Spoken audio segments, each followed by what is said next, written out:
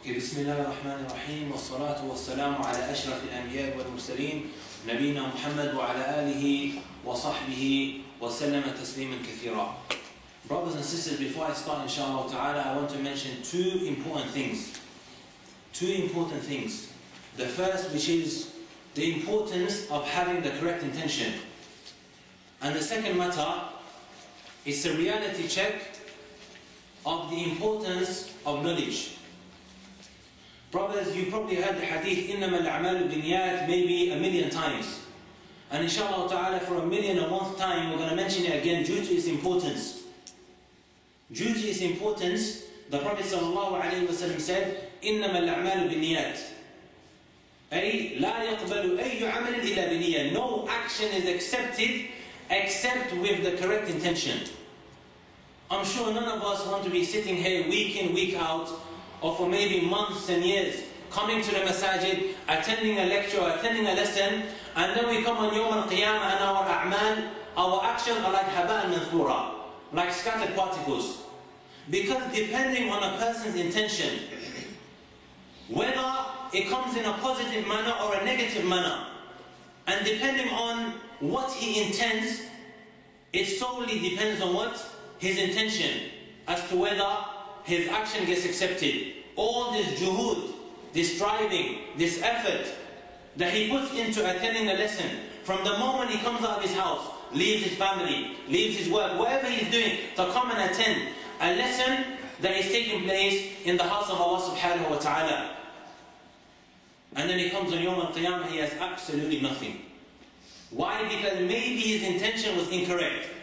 Imam al-Sa'di, rahimahullah ta'ala, he mentioned, النية شرط لسائر العمل بها الصلاح والفساد للعمل.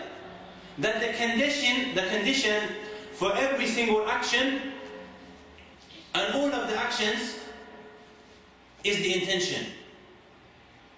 بها الصلاح والفساد للعمل. It either brings about rectification or it is the reason why this action becomes corrupted or nullified.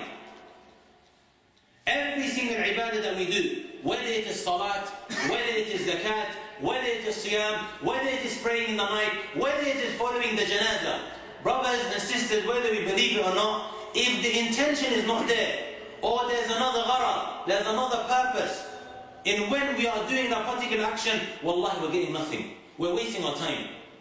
And I'm going to bring a few examples inshallah ta'ala. When we're attending this lesson, are we attending it because everybody else is doing it? I'm only attending because why? Maybe my brother or my sister or my friends are attending, and this is the reason why I'm attending as well. Even though it might not be, or it might not look to be a very big, major matter, look what the Prophet ﷺ said about a person that says a similar statement, or he believes a similar statement. The Prophet ﷺ, he told us a man that is put in his grave. He said, إِنَّ الْعَبْدَ إِذَا وُضِعَ فِي قَبْرِهِ وَتَوَلَّ عَنْهُ أَصْحَابُهُ وَإِنَّهُ لَيَسْمَعُ قَرَعَ نِعَالِهِمْ. When a person is put in the grave, when a servant is put in the grave, and the people that came and put him in the grave, they turn away, they go back. وَإِنَّهُ لَيَسْمَعُ قَرَعَ نِعَالِهِمْ. He begins to hear the movement of their sandals. فَيَأْتِيهِ مَلَكَانِ. Two angels come to him, two angels come to this person. فَيَأْتِيهِ مَلَكَانِ فَيُقْعِدَانِهِ فَيَقُولَانِ لَهُ مَا كُنْتَ تَقُولَ فِي هَذَا الرَّجُلِ. They come to him, they sit him down, and they say to him, what did you used to say about the Prophet ﷺ, about this man? He will start saying, لَا دَرَيْتُ وَلَا تَلَيْتُ. No, sorry. He will start saying, لَا أَدْرِي لَا أَدْرِي. Ha ha ha. Ha. He starts saying, لَا أَدْرِي. I don't know. Then the Malaika will say to him, لَا دَرَيْتَ وَلَا تَلَيْتُ. And then he will reply back and he will say, كُنْتُ أَقُولُ مَا يَقُولُ النَّاسِ. I used to say what the people used to say as well. What will happen to him? فَيُضْرَبُ بِمَطْرِقَةٍ مِنْ حَدِيدٍ بَيْنَ أُذُنَيْهِ. He will be hit with an iron hammer between his two ears, in the middle of his forehead. He will be hit with an iron hadid. an iron hammer. فَيَصِيحُ صَيْحَةً يَسْمَعُهَا إِلَّا الثَّقَلَيْنِ. Everything hears him shouting. He shouts a shouting where everybody hears it, except for the jinn and the ins. What did this person say? كُنْتُ أَقُولُ مَا يَقُولُ النَّاسِ. I used to say just what the people are saying. How similar is this to when a person will be asked on Yawm al-Qiyamah, why did you used to fast? And he replies back and says, I only fasted because everybody else was fasting. I only prayed because everybody else was praying. And I only did this action because people would maybe look down at me. And because of this, I said it. The Prophet ﷺ, I'm going to mention this other hadith as well. The Prophet ﷺ said, لَوْلَا أَن تَدَافَنُوا لَدَعَوْتُ اللَّهِ أَن يُسْمِعَكُم مِنْ عَذَابِ الْقَبْرِ. Had it not been that you are going to be buried in the grave, I would have asked Allah subhanahu wa ta'ala to make you hear what takes place in the qabr. The severe punishment, a person being hit between his forehead, and he shouts a shouting like he did. So the whole point is, this statement, I'm only doing something because everybody else is doing it, is a problem. Or are we now attending, or are we learning the knowledge? Why? Because we want to dispute, and we want to boast about it. The Prophet ﷺ, he told us in the hadith, مَنْ تَعَلَّمَ الْعِلْمَ لِيُبَاهِ بِهِ الْعُلَمَاءِ. Whoever learns the knowledge because he wants to boast. And it came in another narration, لِيُمَارِ بِهِ الْعُلَمَاءِ. Or he wants to dispute.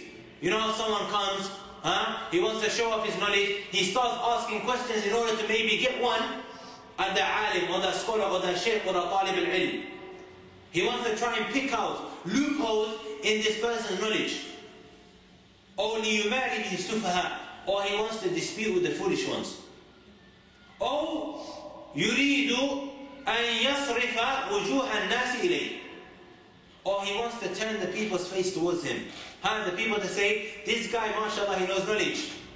Or he's got something with him. He knows what he's talking about. And that's his intention. Pay attention here. Yuridu, he wants to make the people turn to him. The Prophet ﷺ said, أَدْخَلَهُ اللَّهُ الْجَهَنَّمِ. Because of this reason, even though, pay attention here, he went out to seek knowledge, طيب, and his knowledge or his pursuing of knowledge was with an incorrect intention. The asl of his khair, he came out to what? To do a good thing.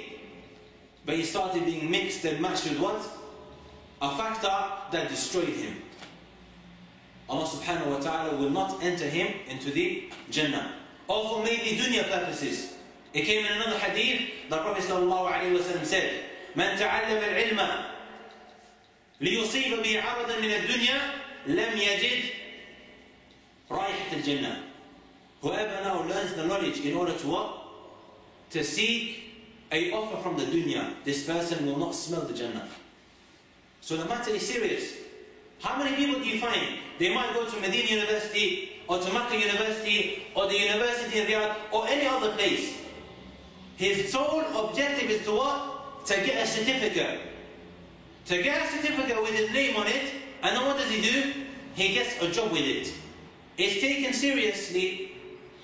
His certificate is taken into consideration. Na'am. Even the people that are going, if their intention is not to please Allah subhanahu wa ta'ala, to do it for Allah subhanahu wa ta'ala's sake, intaha al-amr. He gets nothing. If anything, it will have a negative effect on a person's life. And also the positive impact and a negative impact due to a person's intention just because he wants to do something. Let me bring another example now for when a person takes or borrows money. I want to now borrow money from the brother Abu Musa. When I'm borrowing that money, I want to do him over. I want to give that money back. Who's the only one that knows this? Me and Allah subhanahu wa ta'ala. And only Allah subhanahu wa ta'ala knows my intention of this. Look what the Prophet sallallahu alayhi wa sallam said. مَنْ أَخَذَ أَمْوَالَ النَّاسِ يُرِيدُ أَدَّاءَهَا أَدَّى اللَّهُ عَنْهُ. Whoever takes, borrows the money of a person, but he wants to pay it back. This person, he wants to pay it back. Allah subhanahu wa ta'ala will help him pay it back. Just because this person intended to do what? To pay the money back. وَمَنْ أَخَذَ أَمْوَالَ النَّاسِ يُرِيدُ إِتْلَافَ أَتْلَفَهُ اللَّهُ. And the one that borrows money and he wants to do that person over, the one that he's taking money from, Allah subhanahu wa ta'ala will do him over as well. And it could be the reason why Allah subhanahu wa ta'ala destroys him. Not only will a person's action not be accepted, but in this hadith he clarifies to us what? Depending on your intention, what a positive impact and what a negative impact it can have on a person's life. And the actions and the examples, they go on and on and on. Also with marriage couples, something that is relevant to all of us. Now, sometimes you find a couple, the husband, he wants to get rid of his wife, but he tries to look for every possible reason. And the wife thinks he actually wants to get back with her. Or sometimes both of them, they want to get back with each other, but at the same time they have a hidden agenda. Allah subhanahu wa ta'ala, He says to us in the Quran, وَإِنْ خِفْتُمْ شِقَاقَ بَيْنِهِمَا فَابْعَثُوا حَكَمًا مِنْ أَهْلِهِ وَحَكَمًا مِنْ أَهْلِهَا. If you ever fear that there's a problem, a dispute between the man and the wife, then there's a third party. If the third party notices this, فَابْعَثُوا حَكَمًا مِنْ أَهْلِهِ وَحَكَمًا مِنْ أَهْلِهَا. Let's just say there's two, I see my cousin and his wife, there's a problem between them, and I notice this. I have to take out a hakim, someone from her family and also his family. I need to bring them up to try and rectify this problem. Then Allah subhanahu wa ta'ala says, إِن يُرِيدَ إِصْلَاحًا يُوَفَّقِ اللَّهُ بَيْنَهُمَا. If they want to rectify the matters between them, Allah subhanahu wa ta'ala will help them rectify it. That's if they want. And that's the point I'm trying to get across. The intention. Allah subhanahu wa ta'ala will give islah and rectify the matters between them if they want it. The importance of the intention. And I will mention this last point. And how this matter, it goes past many of us without noticing the importance and also what it can bring into our lives. The reward, the amount of reward that we can be getting on a day-to-day basis, but it's just surpassing us. And it's only ourselves to blame. Why? Because we've decided, our own choice, not to actually go out and seek this knowledge. The Prophet ﷺ brings us an example. إِنَّكَ لَن تُنْفِقَ نَفَقَةً تَبْتَغِي بِهَا وَجْهَ اللَّهِ. A man that spends buying the food for the house, buying the clothes for the house, the milk, the butter, the bread. Never does a person spend. And when he spends, he wants the pleasure of Allah subhanahu wa ta'ala. إِلَّا أُجِرْتَ عَلَيْهَا. Except that you get rewarded for it. حَتَّى اللُّقْمَةَ الَّتِي تَجْعَلُ فِي فَمِ امْرَأَتِكَ. Even the food parcel that you put in the mouth of your wife. If you do that for the sake of Allah subhanahu wa ta'ala. What's the difference between a guy that just buys on a day-to-day basis and this person? The intention. He does that for what? He wants to please Allah subhanahu wa ta'ala. And because of this, he gets rewarded for every parcel that he sticks in his baby's mouth, or in his wife's mouth, or his parents. He buys the bread, he buys the milk. And the things that we need to have on a day-to-day basis, the daily necessities. How many of us, we just do it because we have to do it? It's an obligation upon us. We have to do it because otherwise nothing is going to work. If only we connected that and linked that to a correct intention. The positivity it can have on a person's life. And the second important matter, and before I move on to the say, brothers, wallahi, is something that we need to, time and time again, in matter of intention, time and time again, we need to ask ourselves, whatever we do, why are we doing it? A common question, have we ever asked ourselves, when we're attending a lesson, or when we're trying to help someone, am I doing this for Allah subhanahu wa ta'ala's sake, or am I doing it for someone else? Or am I doing it to show off? Am I doing this in order to please my parents only? Otherwise she's going to think bad of me. When I'm praying a prayer. And when a person constantly reflects on this, you find that his soul becomes rectified. As many of the ulama have mentioned. And the more pure a person he gets, the more rectified this person becomes. And the more closer a person becomes to Allah subhanahu wa ta'ala. So we ask Allah subhanahu wa ta'ala to give us the correct intention for every single matter. This hadith is azim that we tend to hear all the time. من جوامع الكلم إنما الأعمال بالنيات. That we hear all the time. Imam Ahmad and other than them, they said, it is one of the hadith that the whole religion evolves around. من قواعد الكبرى. From the great principles and foundations of our religion. Because no matter what we do, we've been created for one purpose, sah? One purpose to worship Allah subhanahu wa ta'ala alone. If this is our main purpose, and when we do try to fulfill our main purpose, we started with an incorrect manner. And the niyyah is always outside the ibadah. That's what a shart is. Nothing is being accepted. It's as if there is no presence of us doing these kind of actions. It's as if, for example, just imagine it, everybody is praying and there's a hole in the saf. Why? Because your thing is not being accepted. It's as if there is no presence of you. And the second important matter, brothers, is a reality check, wallahi, to me firstly, and to my brothers and sisters secondly, is the importance of knowledge. You find, ikhwani, wallahi, and it's a problem that many of us we suffer from, is how we are so indulged into this dunya. We chase after what? Dollars and pounds. We've heard the statement before. You find a lot of our shabab, they've got this kind of mentality. They put on Facebook, they put on Twitter, the statement of this jahil individual, get money or die trying. It's our whole main objective in this dunya. And that's the only thing that we're chasing. And Allah subhanahu wa ta'ala at the same time He tells us, وَمَا خَلَقْتُ الْجِنَّ وَالْإِنسَ إِلَّا لِيَعْبُدُونَ. I never created the jinn and the ins, mankind, the human being and also the jinn, except for one purpose, to worship me, and that's it. The doctorate that we have, me being a professor, or me being an engineer, or a doctor, having a degree in this, having a master's, wallahi on Yawm al-Qiyamah, it is going to come to no benefit whatsoever. And brothers, I'm not trying to put down anyone that's a doctor or anyone that has a degree. I personally myself, I'm studying a degree at the moment. And why are we chasing the dunya? Why? It's because we want to make money. Simply because we want to have a life, we want to get a nice job. For no other reason. And little do we remember the statements of the Prophet ﷺ. He gave us the answer for every single matter. Every single matter that we need in order to get salvation, in order to get success, even in our exams. Even in our exams. He told us it. And I'm going to give you, inshallah ta'ala, a solution to many of our problems that we have in one hadith. And we can contemplate upon it.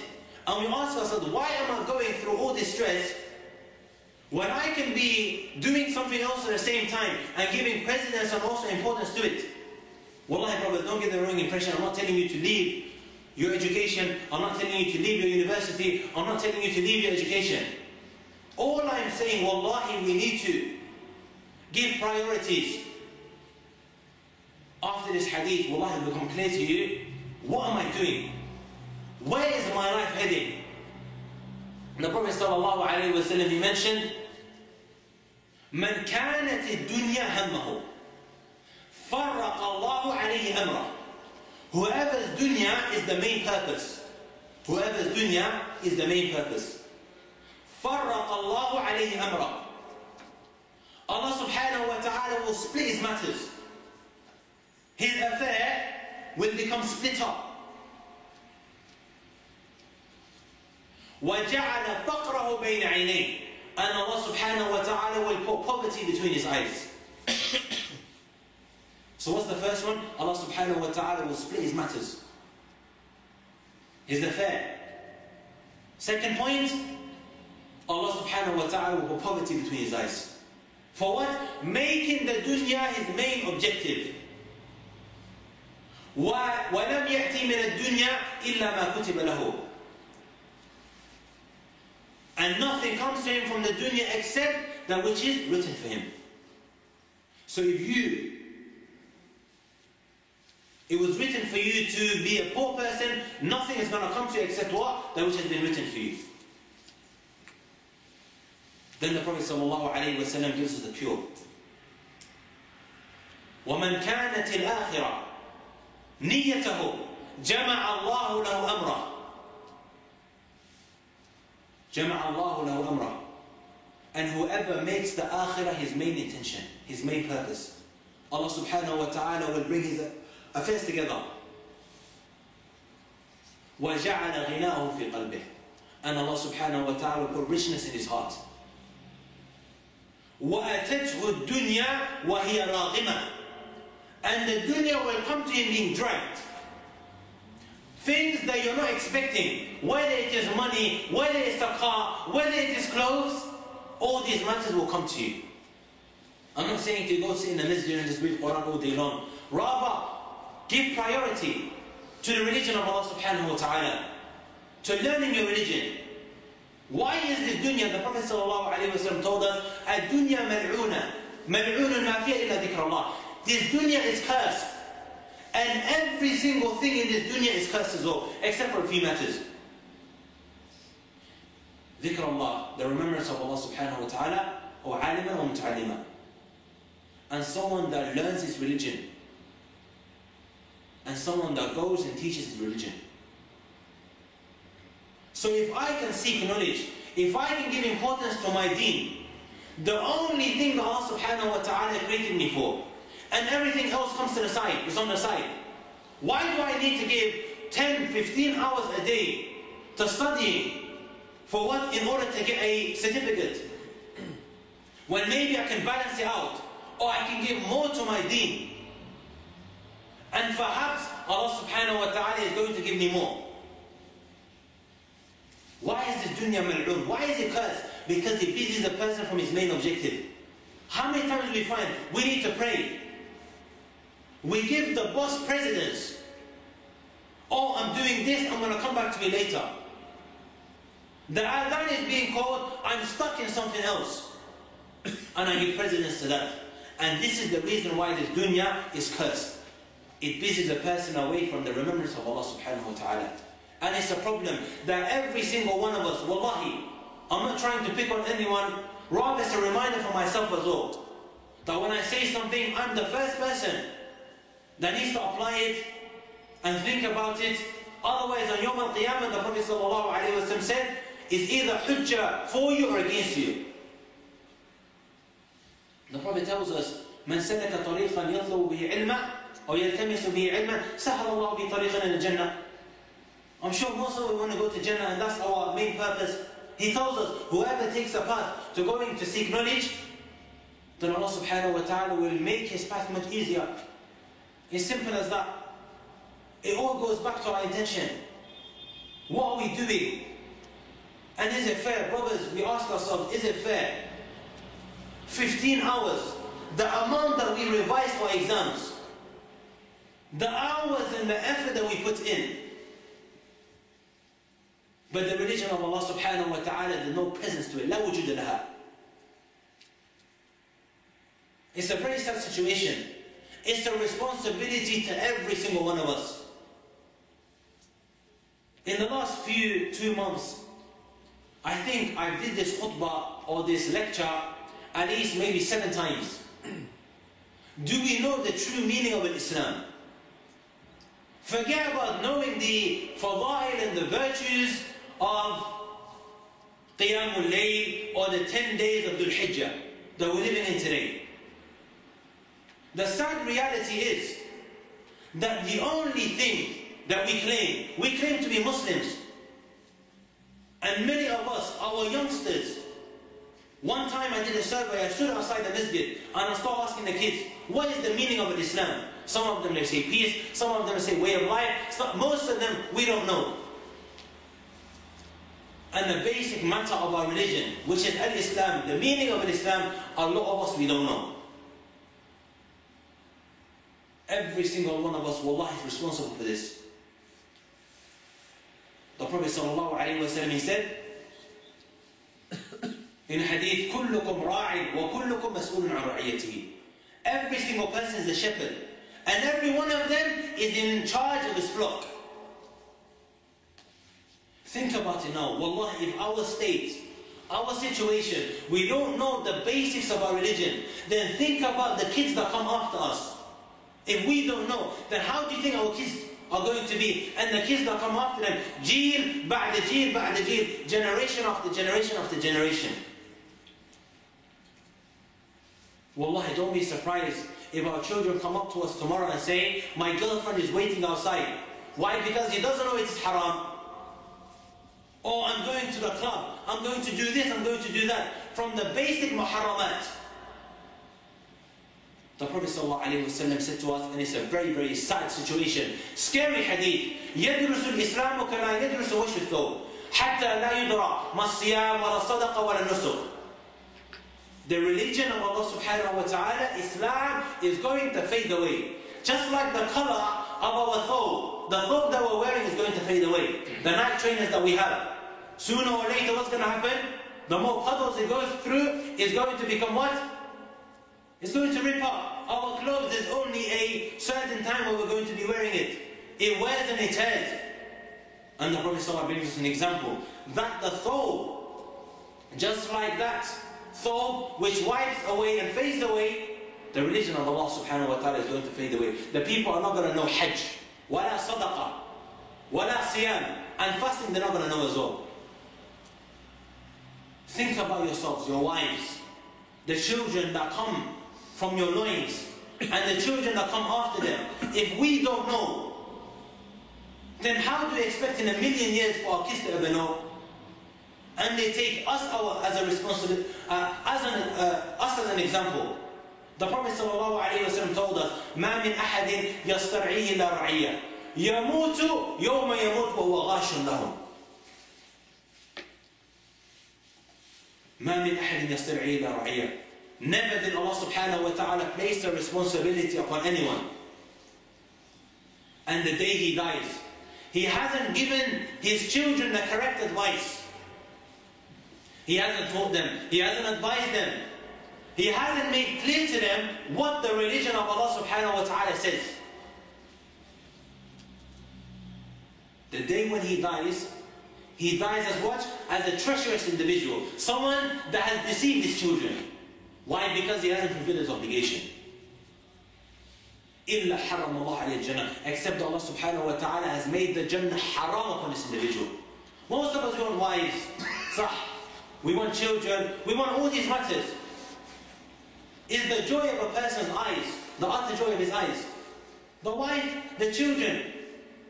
When a person has children, he will see how happy and how satisfied he becomes and the joy that enters into his heart.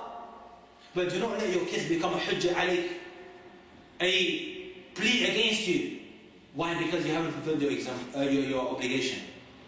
And brothers, even though this was out of the topic, now I felt like it was very, very important that we touch upon these two matters. Firstly, to rectify our intention, because otherwise we're not going to have anything. And also in order to us to actually be patient upon what we're doing, is to know the virtues of knowledge. A person is either patient, ikhwani, he's either patient upon two things. Seeking knowledge or patient upon ignorance. We either choose to stay ignorant all our lives. And you have to be patient. Someone, he goes through so much anxiety when something happens to him and he doesn't know what to do. And he has to go through telling private matters. Private matters, maybe something that happened between him and his wife. In matters that he would never ever discuss, he has to go ask the shaykh. And he'll go tell him. Why? Because he hasn't taken the time to go seek the knowledge. Ala kulli, brothers, our objective is to connect ourselves and also our brothers to the classic scholars. And this is why I chose this book, Usul al-Sunnah lil-Imam al-Humaydi. The Imam al-Humaydi. And before I start, brothers, I want to mention one more quick thing. Imam al-Bukhari chapter in Sahih. Bab Kitabat al-Ilm. Writing down knowledge. The chapter of writing down knowledge. Abu Hurairah, who was Abu Hurairah? Every single person, or the majority of us, we know who Abu Hurairah radiallahu anhu was. Someone that was known for memorization. He knew a lot of hadith. Na'am. He mentioned, he goes, مَا كَانَ أَحَدٌ أَكْثَرَ حَدِيثًا مِنِّي إِلَّا مَا كَانَ مِنْ عَبْدُ اللَّهِ بْنِ عَمْرِ بْنِ عَاصٍ. Nobody knew more hadith than me. Nobody knew more hadith than me, except for one person. Abdullah ibn Amr ibn As. Why? فَإِنَّهُ كَانَ يَكْتُبُ وَلَا أَكْتُبُ. He used to write it down and I never used to write it down. That was before the Prophet ﷺ made dua for Abu Hurairah, and then he became top of the Sahaba when it came to knowing a hadith, when it came to memorization, etc. You ask yourselves, brothers, the amount of lectures that we have attended over the years. How much do we remember from these lectures? But the guy that's written it down, the guy that's gone through the books and he's written down all the ma'lumat, he'll have it all there. He'll remember it. Why? Because he can go back to it all the time, he can revise it. So this was just a quick side benefit, inshallah ta'ala, hoping they can benefit every single one of us, and we can, inshallah ta'ala, get the best out of these lessons that we plan to teach in the next few weeks. And they are important matters. They are from the fundamentals of our religion. The matter of al-aqeedah. To believe these aspects. Because the shubahat, ikhwani, are much. You have two types of shubahat. Fitna to shubahat. Sorry, two types of fitna. Fitna to shubahat. The fitna when it comes to doubts. And fitna to shahwat. And also when it comes to desires, the fitna of desires. The first one is the most dangerous of the two. The more dangerous of the two. How many groups do we find today? How many groups do we find today? Every single one, he's got his own beliefs that he tries to push on another individual. You have people that believe there's a prophet called, after the Prophet ﷺ, the Ahmadiyya, and they solely believe this, and they have their doubts regarding this. People that curse the Sahaba, he'll tell you Abu Bakr and Umar are kuffar. And they bring you, they bring you narrations where Abu Bakr radiallahu anhu, from the apparent, looked like he oppressed Fatima radiallahu anha. How can he do this? How can he do this to the daughter of the Prophet sallallahu alayhi wa sallam? And many other matters. People that don't believe in the qadr, that which we are studying right now. The first chapter that we're going to be studying is the matter pertaining to al-qadr and the importance of it. And you'll find in this matter of al-qadr how it might improve our life for the better. Because things are taking place around us all the time. And qadr covers these kind of matters. A divorce that takes place. I lose my job. One of my kids died. How do I handle this situation? My father passed away yesterday. How do I handle it? Do I sit there and mourn and groan and go crazy and start ripping my clothes that I have? How do I deal with these kind of matters? So us learning these matters, wallahi, it's hayatun tayyibah. Some of us, we sometimes search, a lot of the kuffar, what do you see them doing? They go to the NHS. You find written there how to become happy. You find them trying to take remedies, trying to take medicines in order to become happy. People that are rich, they have all the money in the world, he can go pick up anything he wants, but he's not happy. Because there is something very, very important in his life that is missing. It's not about having all the cars in the world, or having all the wives, and having all these dunya matters, and you think you're going to be happy. Allah subhanahu wa ta'ala, He tells us this. And it's free consultation. You don't need to pay anything. You don't need to stand in the line of the GP to get all these stress, or to become stress-free. Allah subhanahu wa ta'ala, He says, مَنْ عَمِلَ صَالِحًا مِنْ ذَكَرٍ أَوْ أُنْثَى. First condition, whoever does good deeds, from the men and also the women, فَلَنُحْيِيَنَّهُ حَيَاةً وَهُوَ مُؤْمِنٌ, and he's also a believer. So you have iman, and then you do good deeds, whether you're a man or a woman. فَلَنُحْيِيَنَّهُ حَيَاةً طَيِّبًا, and this person will give him a good life. Sometimes we wonder why all these people are stressed. They're going through depression. And here you have free consultation from Allah subhanahu wa ta'ala. And no one can tell you that which is better than Allah subhanahu wa ta'ala. وَمَنْ أَصْدَقُ مِنَ اللَّهِ حَدِيثًا. Do that and then you have it.